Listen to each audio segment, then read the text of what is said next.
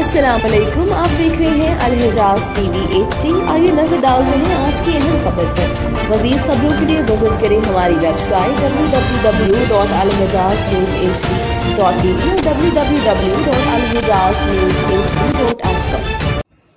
लाहौर ने पाकिस्तान की सबसे जदीद सड़क रोड 47 की तामीर मुकम्मल कर ली है, जो कलवा चौक से होती हुई 4.5 किलोमीटर पर मुहित है और शहर की अहम शाहराहों जैसे Ferozepur Road, Gulberg Boulevard Road और वाल्टन रोड को आपस में जोड़ती है। ये 9 अरब रुपए का मंसूबा Punjab central business district development authority CBD Punjab की जानिब से मुकम्मल किया गया है, जिसमें जदीद खुसूसियात शामिल हैं, जैसे कि शमसी तवानाई से चलने वाले फुटपाथ जो 1 मेगावाट तक बिजली पैदा कर सकते हैं। रोड 47 में पैदल चलने वाले और साइकिल सवारों के लिए अलहदा लेन्स, एक फ्लाईओवर और सैलाब से बचाव के इकदाम भी शामिल हैं।